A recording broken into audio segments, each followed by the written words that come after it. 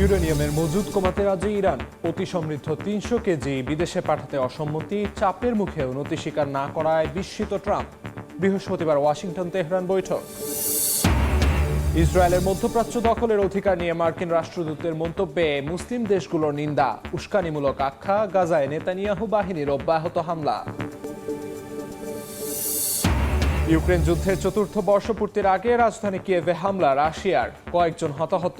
Zelensky বাহিনীর পাল্টা আক্রমণের পর মস্কোর 4 বিমানবন্দর বন্ধ। মেক্সিকোয় নিরাপত্তা বাহিনীর অভিযানে মাদক সম্রাট এল মেনচো সহ নিহত 7 চক্রের সদস্যদের সঙ্গে সেনাবাহিনী ব্যাপক সংঘর্ষ, বিভিন্ন স্থানে অগ্নিসংযোগ। এবং মার্কিন প্রেসিডেন্ট ট্রাম্পের ফ্লোরিডার বাড়িতে প্রবেশের চেষ্টা, সঙ্গে ছিল বন্দুক ও জ্বালানি ক্যান। নিরাপত্তা বাহিনীর গুলিতে 20 বছরের তরুণ নিহত।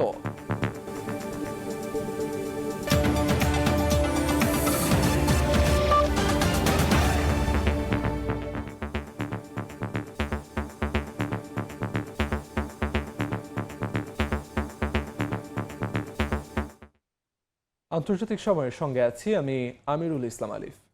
পবিত্র রমজানেও গাজায় থেমে নেই ইসরায়েলি বর্বরতা। রোববার উপত্যকায় দখলদারদের হামলায় 2 জন নিহত হয়েছেন। এদিকে ইসরায়েলের সম্প্রসারণবাদ সমর্থন করে মার্কিন রাষ্ট্রদূত মাইক হাকাবির মন্তব্যে ক্ষুব্ধ মুসলিম দেশগুলো। তীব্র প্রতিক্রিয়া জানিয়েছে জর্ডান, সৌদি আরব, তুরস্ক, পাকিস্তান সহ কয়েকটি দেশ।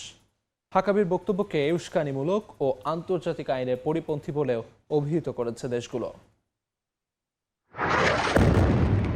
ফিলিস্তিনের গাজায় নেতানিয়াহু বাহিনীর হামলা যেন থামার নয়। স্থানীয় সময় রোববার গাজার উত্তরাঞ্চলের জাবালিয়া শরণার্থী শিবির ও দক্ষিণাঞ্চলের কিজান আন নাজ্জার এলাকায় বিমান হামলা চালায় ইসরায়েলি বাহিনী। এতে হতাহত হন কয়েকজন নিরীহ ফিলিস্তিনি। ফিলিস্তিনি বার্তা সংস্থা ওয়াফার তথ্য মতে সাম্প্রতিক যুদ্ধবিরতি কার্যকর হওয়ার পর থেকে ইসরায়েলি অভিযানে নিহতের সংখ্যা বেড়ে 614 জনে দাঁড়িয়েছে, আহত আরও 1640 জন।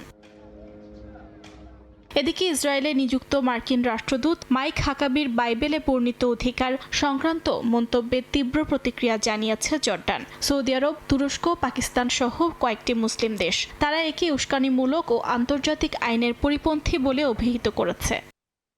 গেল বুধবার মার্কিন টক শো উপস্থাপক টাকার কার্লসন ইসরায়েলে হাকাবির সাক্ষাৎকার নেন। শুক্রবার এটি সম্প্রচার করা হয়। বাইবেলে জেনেসিস বা আদিপুস্তকের বরাতে হাকাবিকে প্রশ্ন করেন কার্লসন হাকাবির কাছে ইসরায়েলের টিকে থাকার অধিকার এবং প্রাচীন এই ভূমিতে ইহুদিদের শিকড়ের বিষয়ে জানতে চান। হাকাবি বলেন, ইসরায়েল শুধু জনগণকে রক্ষা করতে চায়। ইসরায়েল জর্ডান, সিরিয়া, ইরাক বা অন্য কোথাও দখলদারিত্বের চেষ্টা করছে না বলেও মন্তব্য করেন তিনি। হাকাবির এই মন্তব্যের প্রতিবাদে ফিলিস্তিন সহ মধ্যপ্রাচ্যের এবং বিশ্বের কয়েকটি মুসলিম দেশ একটি যৌথ বিবৃতি দিয়েছে। এসব দেশের মধ্যে জর্ডান, সংযুক্ত আরব আমিরাত, সৌদি আরব, মিশর, তুরস্ক, ইন্দোনেশিয়া ও পাকিস্তান অন্যতম।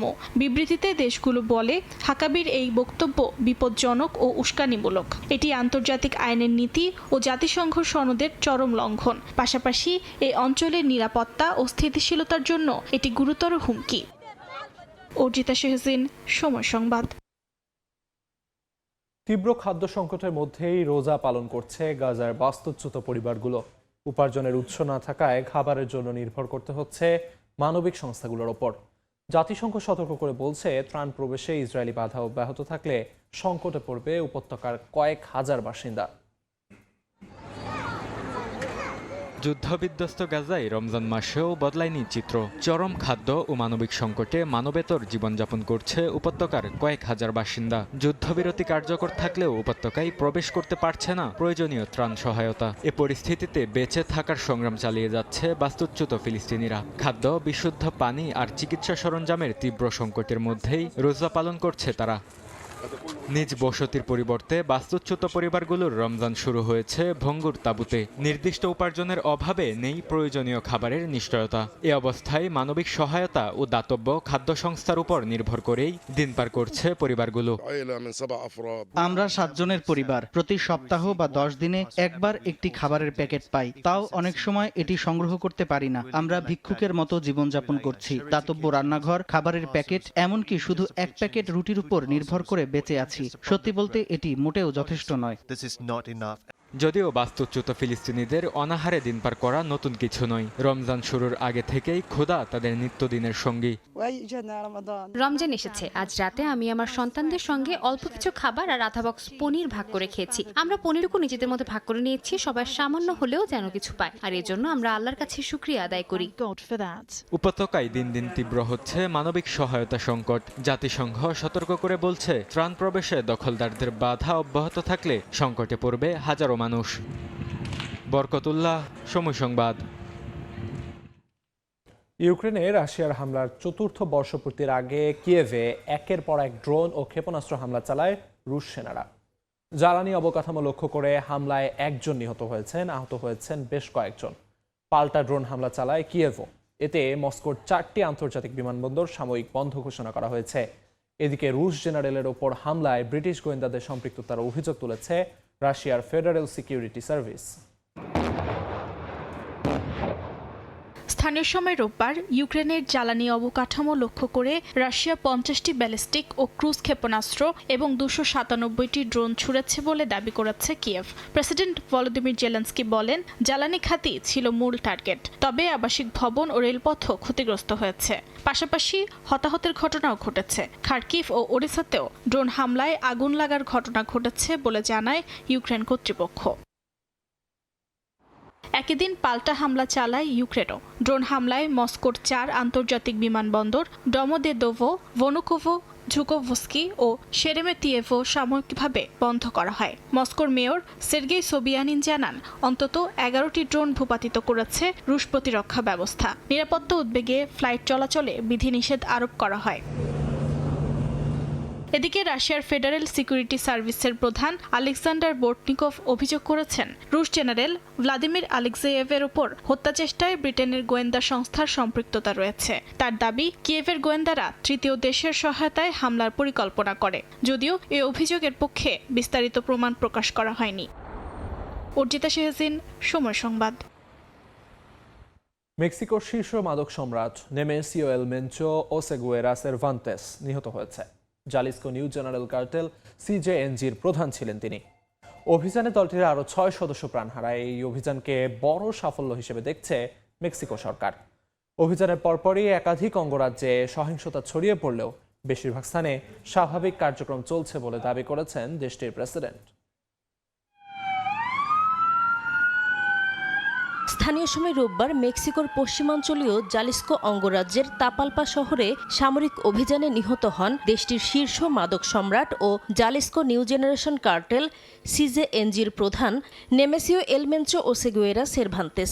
দীর্ঘদিন ধরে তিনি বিশ্বের অন্যতম মোস্ট ওয়ান্টেড মাদক পাচারকারী ছিলেন।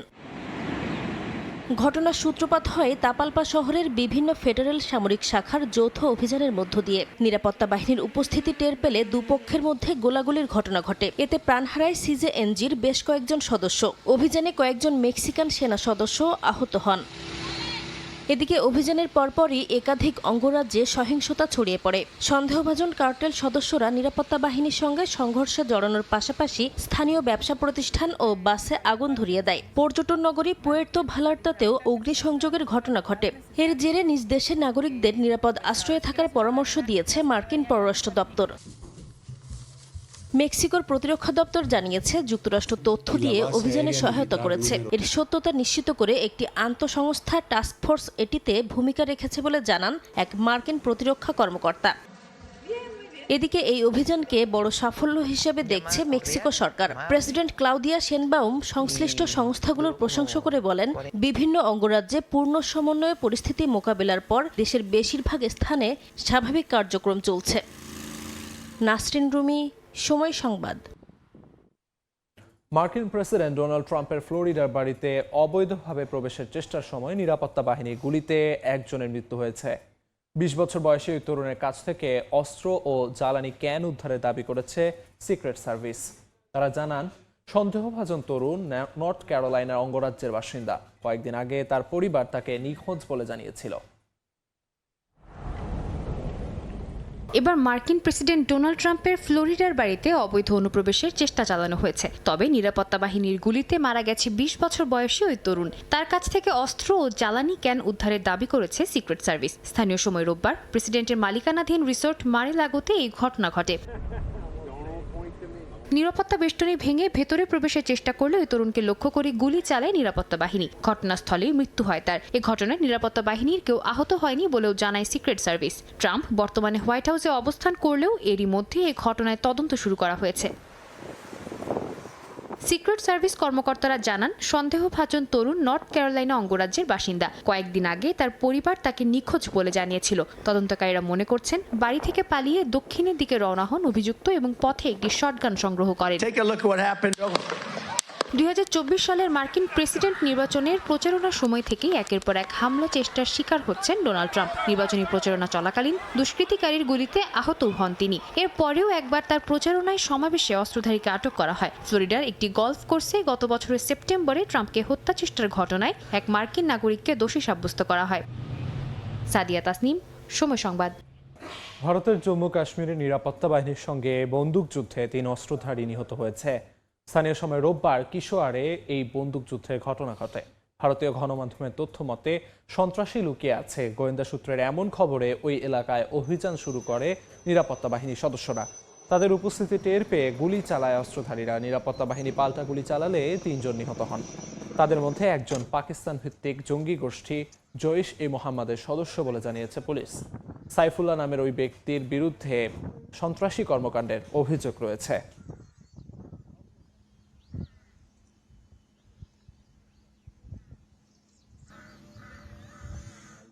সিরিয়ায় ক্ষমতার পালাবদলের পর নতুন করে মাথাচাড়া দিয়ে উঠছে জঙ্গি গোষ্ঠী আইএস। আহমেদ আল শারা নেতৃত্বাধীন সরকারকে হটাতে লড়াইয়ের ডাক দিয়েছে সংগঠনটি। আইএসের নতুন এক অডিও বার্তায় সিরিয়াকে তাদের অভিযানের মূল কেন্দ্রবিন্দু হিসেবে ঘোষণা করা হয়েছে। জাতিসংঘের সন্ত্রাসবাদ বিরোধী দপ্তরের এক সাম্প্রতিক প্রতিবেদন বলছে, শারা এবং তার মন্ত্রিসভার জ্যেষ্ঠ সদস্যদের ওপরে পর্যন্ত 5 বার প্রাণঘাতী হামলার চেষ্টা চালিয়েছে আইএস। সিরিয়ায় আসাদ পরবর্তী নতুন রাজনৈতিক সমীকরণের মধ্যেই বড় ধরনের নাশকতার হুঁশিয়ারি দিয়েছে জঙ্গি গোষ্ঠী ইসলামিক স্টেট আইএস। প্রায় 2 বছর বিরতির পর সংগঠনটির মুখপাত্র এক অডিও বার্তায় প্রেসিডেন্ট আহমেদ আল শারার সরকারকে উৎখাতের ডাক দিয়েছে। আইএসের দাবি, সিরিয়া এখন বিদেশি শক্তির হাতের পুতুলে পরিণত হয়েছে। এই নতুন ধাপের অভিযানের অংশ হিসেবে এরই মধ্যে দেশটির উত্তর ও পূর্বাঞ্চলে সরকারি বাহিনীর ওপর হামলা শুরু করেছে তারা।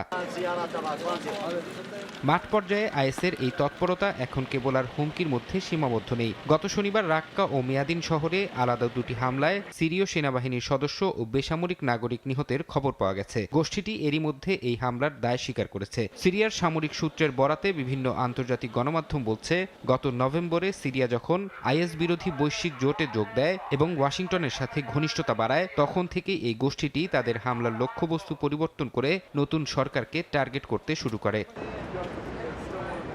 জাতিসংঘের সন্ত্রাসবাদ বিরোধী দপ্তরের এক সাম্প্রতিক প্রতিবেদনে উঠে এসেছে চাঞ্চল্যকর তথ্য।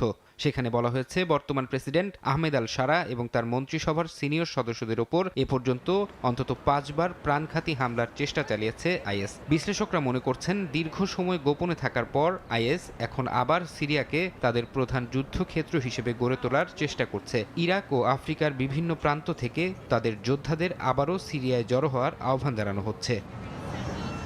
ফরহাদ চৌধুরী, সময় সংবাদ। অ্যালটেক অ্যালুমিনিয়াম, গড়ে উঠছে আগামী শহর। সাম্প্রতিক ইসলামাবাদের শিয়া মসজিদে সন্ত্রাসী হামলার জবাব দিতে আফগানিস্তানের 2টি প্রদেশে ভয়াবহ বিমান হামলা চালিয়েছে পাকিস্তান। এতে নারী, শিশু সহ অন্তত 17 জন নিহত হয়েছেন বলে দাবি কাবুলের। হামলার পর পাকিস্তানকে উপযুক্ত জবাব দিতে জরুরি বৈঠক করেছে আফগানিস্তানের তালেবান সরকার। তবে পাকিস্তান সেনাবাহিনীর দাবি, আফগানিস্তানে আশ্রয় নেওয়া তেহরিকে তালেবানের বিরুদ্ধে গোয়েন্দা তথ্যের ভিত্তিতে সুপরিকল্পিত অভিযান চালিয়েছে তারা। আফগানিস্তান পাকিস্তান সীমান্তে ভোরের আলো ফোটার আগেই শোনা গেল ভয়াবহ বিস্ফোরণের শব্দ। আফগানিস্তানের পাকতিকা ও নানগারহার প্রদেশে বিমান হামলা চালায় পাকিস্তান। হামলায় নারী, শিশু সহ বেশ কয়েকজন নিহত হয়েছেন বলে দাবি করেছে আফগানিস্তানের প্রতিরক্ষা মন্ত্রণালয়। পাকিস্তানের কয়েকটি ড্রোনের আঘাতে স্থানীয় একটি মাদ্রাসা ক্ষতিগ্রস্ত হয়েছে বলেও দাবি করা হয়।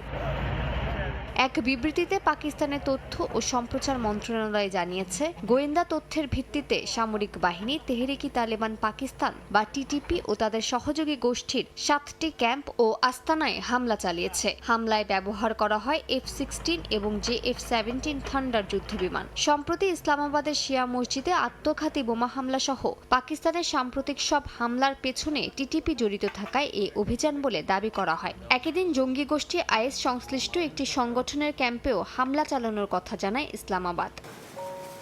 সীমান্ত এলাকায় চলমান হামলার পর জরুরি বৈঠক করেছেন আফগানিস্তানের তালেবান সরকারের ঊর্ধ্বতন কর্মকর্তারা। সেখানে পাকিস্তানকে প্রতিশোধমূলক জবাব দেওয়ার বিষয়ে আলোচনা করা হয়। কখন প্রতিশোধমূলক অভিযান চালানো হবে তা তালেবান নেতৃত্বই সিদ্ধান্ত নেবে বলে জানা গেছে।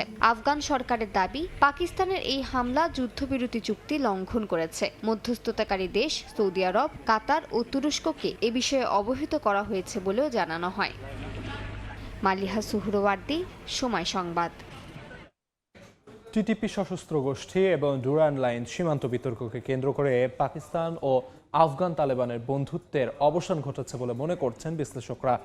দুই দেশের পাল্টাপাল্টি সামরিক হামলা ও শরণার্থী বিতরণের ফলে দক্ষিণ এশিয়ার চরম ভূ রাজনৈতিক অস্থিরতা সৃষ্টি হয়েছে, যার নেপথ্যে পিষ্ট হচ্ছে নিরীহ সাধারণ মানুষের মানবিক অধিকার। তালেবানকে ক্ষমতায় বসাতে একসময় পাকিস্তান সব ধরনের সহযোগিতা করেছিল। আজ সেই তালেবানের সঙ্গেই যুদ্ধের দ্বারপ্রান্তে দাঁড়িয়ে ইসলামাবাদ। গত কয়েকদিনে আফগানিস্তানের নানগারহার ও পাকতিকা প্রদেশে পাকিস্তানের বিমান হামলা এবং এর জবাবে তালেবানের পাল্টা গোলাবর্ষণ পুরো দক্ষিণ এশিয়ার ভূ রাজনীতিকে এক অস্থির মোড়ে দাঁড় করিয়ে দিয়েছে। এই সংঘাতের প্রথম এবং প্রধান কারণ হল তেহরিকি তালেবান পাকিস্তান বা টিটিপি। পাকিস্তান সরকারের অভিযোগ, টিটিপি আফগানিস্তানের মাটি ব্যবহার করে পাকিস্তানে বড় বড় আত্মঘাতী হামলা চালাচ্ছে। গত কয়েক মাসে পাকিস্তানের নিরাপত্তা বাহিনীর ওপর হামলার মাত্রা বহুগুণ বেড়ে গেছে। ইসলামাবাদের দাবি, আফগান তালেবান এই জঙ্গিদের আশ্রয় দিচ্ছে। যদিও কাবুল এই অভিযোগ বারবার অস্বীকার করে বলছে, আফগানিস্তানের মাটি কারো বিরুদ্ধেই ব্যবহার করতে দেওয়া হবে না। নেপথ্যের দ্বিতীয় কারণটি লুকিয়ে আছে ইতিহাসে। 1893 সালে ব্রিটিশদের টেনে দেওয়া ডুরান্ড লাইন বা আফগান পাক সীমান্ত রেখাকে আফগানিস্তান কখনোই বৈধ বলে মেনে নেয়নি। বর্তমানে পাকিস্তান যখন এই সীমান্তে কাঁটাতারের বেড়া দিচ্ছে, তখন তালেবানরা তা উপড়ে ফেলছে। বিশ্লেষকরা বলছেন, পশতুন জাতীয়তাবাদ এবং এই সীমান্ত বিতর্ক দুই দেশের মধ্যে অবিশ্বাসের দেয়াল আরও উঁচু করে দিয়েছে। এদিকে রাজনীতি আর সামরিক শক্তির লড়াইয়ে পিষ্ট হচ্ছে সাধারণ মানুষ। পাকিস্তান থেকে লাখ লাখ আফগান শরণার্থীকে জোরপূর্বক বের করে দেওয়ার ঘটনা কাবুলের ক্ষোভকে আরও উস্কে দিয়েছে। মানবাধিকার কর্মীরা একে বড় ধরনের মানবিক বিপর্যয় হিসেবে দেখছেন। একদিকে ক্ষুধা আর দারিদ্র্য, অন্যদিকে সীমান্তের ওপার থেকে ধেয়ে আসা কামানের গোলায় সাধারণ আফগানদের জীবন বিষিয়ে উঠেছে। শেখ সাদি মারজান, সময় সংবাদ। মার্কিন সুপ্রিম কোর্টের রায়ের পর ভারত যুক্তরাষ্ট্র বাণিজ্যে তৈরি হয়েছে অনিশ্চয়তা। ট্রাম্প প্রশাসনের শুল্ক ব্যবস্থা বাতিলের রায়ের প্রেক্ষিতে চলতি সপ্তাহে ওয়াশিংটনে বাণিজ্য প্রতিনিধি দল পাঠানোর পরিকল্পনা পিছিয়ে দিয়েছে ভারত। সম্প্রতি যুক্তরাষ্ট্রের সুপ্রিম কোর্ট এক রায়ে ট্রাম্প প্রশাসনের বৈশ্বিক শুল্ক আরোপের পদক্ষেপকে অবৈধ ঘোষণা করে এবং ট্রাম্পের ঢালাও শুল্ক আরোপের ক্ষমতা কেড়ে নেয়। এই রায়ের পর শনিবার ক্ষুব্ধ ট্রাম্প বৈশ্বিক শুল্ক 10% থেকে বাড়িয়ে 15% করার ঘোষণা দেন। ঐতিহাসিক এই রায়ের পর ভারত যুক্তরাষ্ট্র বাণিজ্যে তৈরি হয়েছে অনিশ্চয়তা। চলতি সপ্তাহে ওয়াশিংটনে বাণিজ্য প্রতিনিধি দল পাঠানোর পরিকল্পনা পিছিয়ে দিয়েছে ভারত। ভারতের বাণিজ্য মন্ত্রণালয়ের একটি সূত্রের বরাত দিয়ে বার্তা সংস্থা রয়টার্স জানায়, দুই দেশের কর্মকর্তাদের আলোচনার পর সফর স্থগিতের সিদ্ধান্ত নেওয়া হয়েছে। এখনও নতুন কোনো তারিখ নির্ধারণ করা হয়নি। মার্কিন সুপ্রিম কোর্টের রায় ঘিরে এশিয়ার দেশগুলো যেসব সুনির্দিষ্ট প্রতিক্রিয়া দেখিয়েছে, তার একটি ভারতের এই পদক্ষেপ। রাশিয়ার কাছ থেকে জ্বালানি তেল কেনায় ভারতের কিছু পণ্যের ওপর 25% শাস্তিমূলক শুল্ক আরোপ করেছিল ওয়াশিংটন। সেই শুল্ক কমানোর বিষয়ে একটি অন্তর্বর্তী বাণিজ্য চুক্তি চূড়ান্ত করতে এ সফরের পরিকল্পনা করা হয়েছিল। চুক্তির শর্ত অনুযায়ী ভারতীয় পণ্যের উপর মার্কিন শুল্ক কমিয়ে 18% করার কথা ছিল। বিপরীতে আগামী 5 বছরে যুক্তরাষ্ট্র থেকে $50,000 কোটি মূল্যের পণ্য কিনতে রাজি হয়েছিল ভারত। জিনাতারা যশোয়া, সময় সংবাদ। গ্রিনল্যান্ডে চিকিৎসা সহায়তা দিতে একটি হাসপাতাল জাহাজ পাঠানোর কথা জানালেন মার্কিন প্রেসিডেন্ট ডোনাল্ড ট্রাম্প। তবে ট্রাম্পের এমন সিদ্ধান্ত সরাসরি নাকচ করে দিয়েছেন গ্রিনল্যান্ডের প্রধানমন্ত্রী ইয়েন্স ফ্রেডরিক নিলসন। সামাজিক যোগাযোগ মাধ্যমে দেয়া পোস্টে তিনি জানান, গ্রিনল্যান্ডে সবার জন্য বিনামূল্যে সরকারি স্বাস্থ্যসেবা রয়েছে। স্থানীয় সময় রোববার সামাজিক যোগাযোগ মাধ্যম এক্সে গ্রিনল্যান্ডে একটি হাসপাতাল জাহাজ পাঠানোর কথা বলেন মার্কিন প্রেসিডেন্ট ডোনাল্ড ট্রাম্প। ট্রাম্প লেখেন, যুক্তরাষ্ট্র গ্রিনল্যান্ডে একটি দুর্দান্ত হাসপাতাল জাহাজ পাঠাতে যাচ্ছে। যারা অসুস্থ এবং অযত্নে আছে তাদের যত্ন নেয়ার জন্য জাহাজটি পাঠানো হচ্ছে বলে পোস্টে উল্লেখ করেন তিনি। তবে কবে পৌঁছাবে বা সিদ্ধান্তের কারণ কি তা স্পষ্ট নয়। এদিকে ট্রাম্পের এমন সিদ্ধান্ত মানতে নারাজ গ্রিনল্যান্ডের প্রধানমন্ত্রী ইয়েন্স ফ্রেডেরিক। এক ফেসবুক পোস্টে তিনি জানান, গ্রিনল্যান্ডে সবার জন্য বিনামূল্যে সরকারি স্বাস্থ্যসেবা রয়েছে। যুক্তরাষ্ট্রের মতো চিকিৎসার জন্য গ্রিনল্যান্ডে অর্থ খরচ করতে হয় না। সহযোগিতার দরজা খোলা আছে এবং তা সরাসরি আলোচনার মাধ্যমে হওয়া উচিত বলেও মন্তব্য করেন নিলসন। আর্কটিকের এই দ্বীপটির প্রতি দীর্ঘদিন ধরেই মার্কিন প্রেসিডেন্ট ট্রাম্পের আগ্রহ। গেল জানুয়ারিতে তিনি জোর করে গ্রিনল্যান্ড দখল করবেন না বলে জানান। এরপর ডেনমার্ক ও ন্যাটো মিত্ররা সার্বভৌমত্ব ছাড়বে না জানালে তিনি ভবিষ্যৎ চুক্তির কাঠামো ঘোষণার কথা বলেন। 1 মাস পেরিয়ে গেলেও সেই চুক্তির বিস্তারিত এখনও অস্পষ্ট। অর্জিতা শেহজিন, সময় সংবাদ। 7.1 মাত্রার শক্তিশালী ভূমিকম্পে কেঁপে উঠল মালয়েশিয়া। স্থানীয় সময় সোমবার German research centre for Jio sciences এবং সিটিজেন সিসমোগ্রাফ নেটওয়ার্ক র্যাপিডেরি শেখ জানায়, সাবা অঙ্গরাজ্যের কুদাত অঞ্চলের 633 কিলোমিটার গভীরে ভূমিকম্পটি আঘাত হানে। এখনও ক্ষয়ক্ষতির তথ্য পাওয়া যায়নি। কোদাবেলুদ, কুদাত, বান্ডাও ও পেতাগাসে অঞ্চলের বাসিন্দারাও কম্পন অনুভব করেছেন। এদিকে দক্ষিণ পূর্ব এশিয়ার দেশ থাইল্যান্ডেও 6.5 মাত্রার ভূকম্পন অনুভূত হয়েছে। German research centre for geosciences এ তথ্য নিশ্চিত করেছে। থাইল্যান্ডের এই ভূমিকম্পের কিছুক্ষণ আগেই দক্ষিণ পূর্ব এশিয়ার আরেক বড় দ্বীপ বর্নিওতে 6.8 মাত্রার শক্তিশালী কম্পন অনুভূত হয়। বর্নিও দ্বীপটি ইন্দোনেশিয়া, মালয়েশিয়া ও ব্রুনাই এই 3 দেশের মধ্যে বিভক্ত। ভূমিকম্পে থাইল্যান্ডে বড় ধরনের ক্ষয়ক্ষতি বা হতাহতের খবর পাওয়া যায়নি।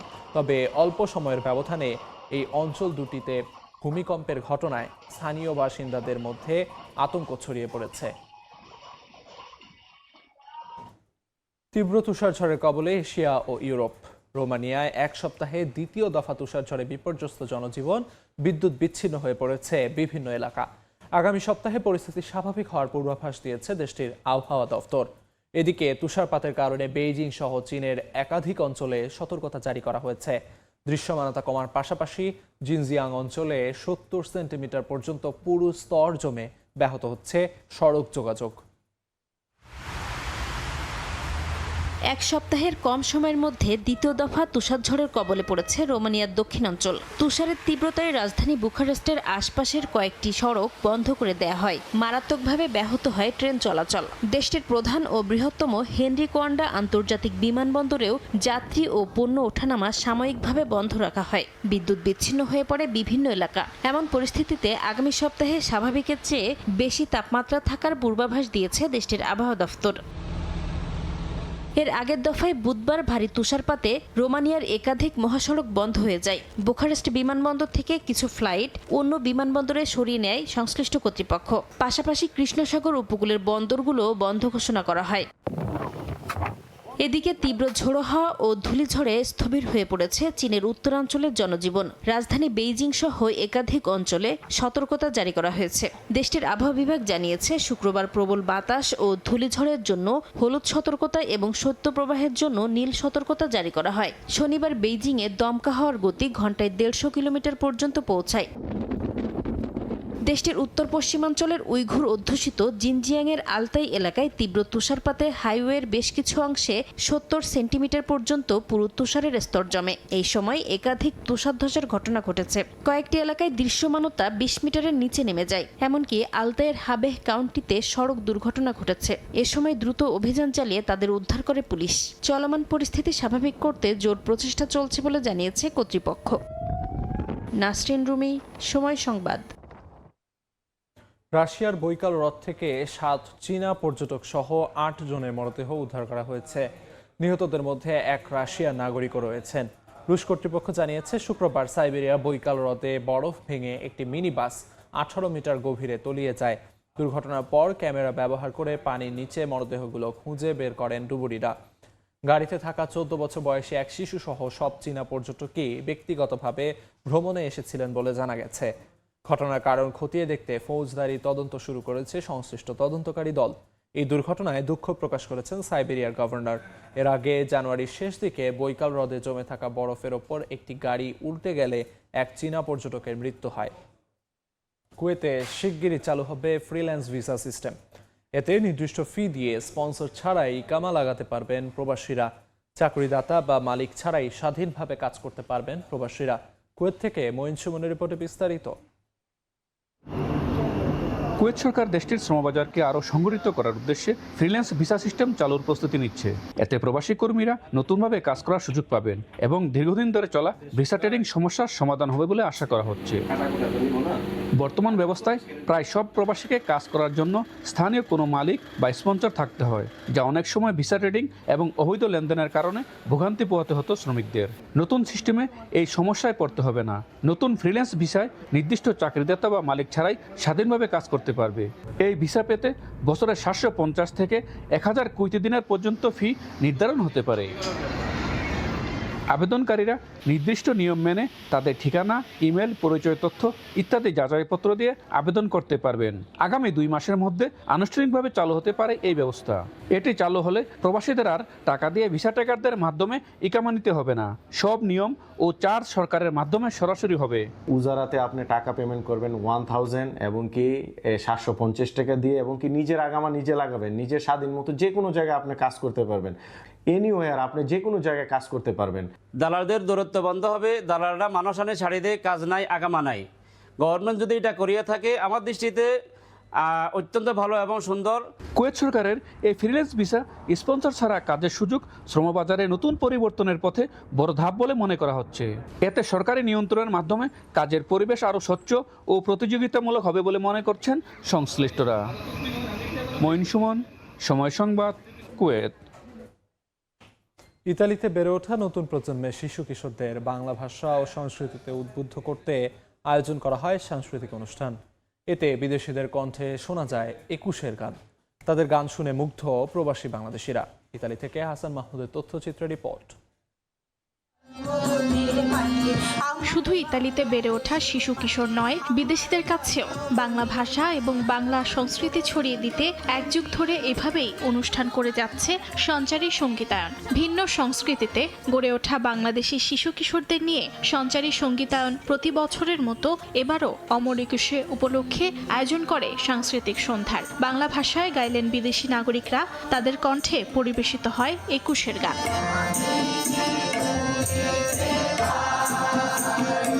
শনিবার রোমে আয়োজিত এই সাংস্কৃতিক সন্ধ্যায় শিশু কিশোরদের আবৃত্তি, গান ও নৃত্য পরিবেশিত হয়। প্রবাসী বাংলাদেশিরা নতুন প্রজন্মকে বাংলা ভাষায় উদ্বুদ্ধ করতে পেরে আনন্দিত। পৃথিবীর নানা ভাষাভাষী মানুষের সাথে নিবিড় যোগসূত্র স্থাপিত হোক, গড়ে উঠুক নিজস্ব ভাষা ও সংস্কৃতির বর্ণাঢ্য। আমাদের যারা বাচ্চারা এখানে বড় হচ্ছে তাদের সকলের জন্য এই ধরনের অনুষ্ঠানগুলোর প্রয়োজনীয়তা অবশ্যই। ভারতের শান্তিনিকেতন থেকে সঙ্গীত এবং নৃত্যে উচ্চতর ডিগ্রি নেয়া সুস্মিতা সুলতানা টানা এক যুগ ধরে 21শে উপলক্ষে এই অনুষ্ঠান আয়োজন করে আসছেন। সবশেষে এই আয়োজনে ছিল কবি নজরুলের প্রতিবাদী গানের সঙ্গে অন্যায়ের বিরুদ্ধে সজাগ থাকার প্রেরণা। সময় সংবাদ, ইতালি। নানা রঙে ঝলমল করছে উত্তর মেসিডোনিয়ার শ্রমিকা শহর। নাচ, গান আর মুখোশে জমে উঠেছে বার্ষিক কার্নিভাল।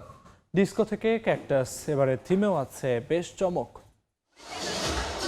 স্থানীয় সময় শনিবার রাতে উত্তর ম্যাসিডোনিয়ার শহর স্ট্রুমিকাতে বসে বার্ষিক কার্নিভালের আসর। 1700 শতাব্দী থেকে চলে আসছে এই ঐতিহ্যবাহী উৎসব। রঙিন পোশাক আর নানা মুখোশে সেজে শহরের রাস্তায় নেচে গিয়ে মাতেন অংশগ্রহণকারীরা।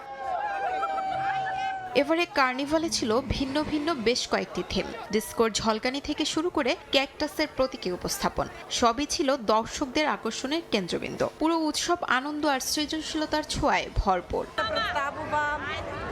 মুখোশটি একটি ক্যাকটাসকে উপস্থাপন করে। কার্নিভালে ক্যাকটাস মানে জীবন যত কঠিনই হোক শেষ পর্যন্ত তা সুন্দর হয়ে ওঠে। প্রাচীনকালে মানুষ টোটেমকে দেবতার মতো মানত, ঐতিহ্য, ভালোবাসা ও বিশ্বাসের প্রতীক হিসেবে। সেই কারণেই আমরা মানুষের মধ্যে আরও ভালোবাসা ও সম্মান ছড়িয়ে দেওয়ার বার্তা দিচ্ছি।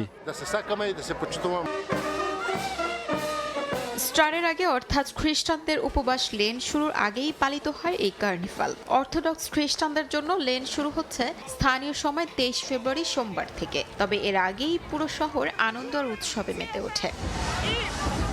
শিউলি রোজা, সময় সংবাদ।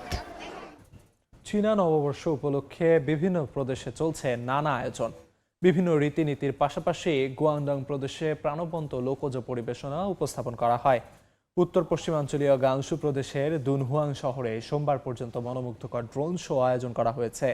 তাতে স্থান পেয়েছে মন্দির, পর্বত, ফুল, ঘোড়া সহ বিভিন্ন ঐতিহ্যবাহী জিনিস, যা দেখতে ভিড় করছেন স্থানীয় সহ বহু পর্যটক।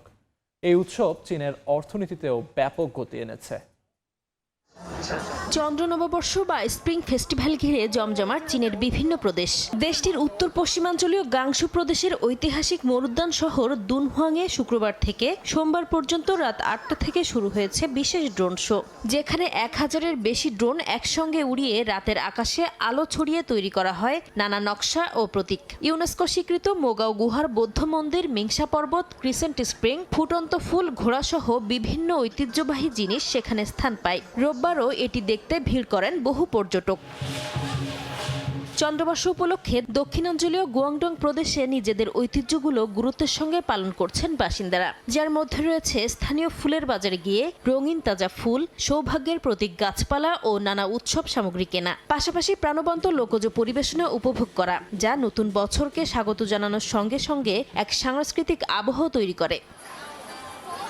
প্রদেশ জুড়ে ঐতিহ্যবাহী ফুলের বাজার সাধারণত নববর্ষের আগের 3 দিন থেকে শুরু হয়ে নতুন বছরের প্রথম প্রহর পর্যন্ত চলে। 2021 সাল থেকে এই ঐতিহ্য চীনের জাতীয় বিমূর্ত সাংস্কৃতিক ঐতিহ্যের তালিকায় অন্তর্ভুক্ত হয়। শুধু ফুলের বাজারে বিক্রি নয়, নববর্ষ উপলক্ষে নানা সাংস্কৃতিক প্রদর্শনী, লোকনৃত্য সহ বিভিন্ন আয়োজন করা হয়।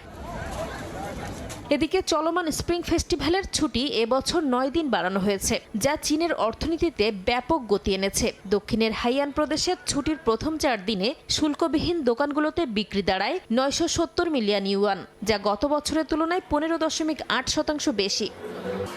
নাসরিন রুমি, সময় সংবাদ। আন্তর্জাতিক সময়ের শীর্ষ সংবাদগুলো জানিয়ে দিচ্ছি আরেকবার। ইউরেনিয়ামের মজুদ কমাতে রাজি ইরান। অতি সমৃদ্ধ 300 কেজি বিদেশে পাঠাতে অসম্মতি। চাপের মুখে অনুমতি স্বীকার না করায় বিস্মিত ট্রাম্প। বৃহস্পতিবার ওয়াশিংটন তেহরান বৈঠক।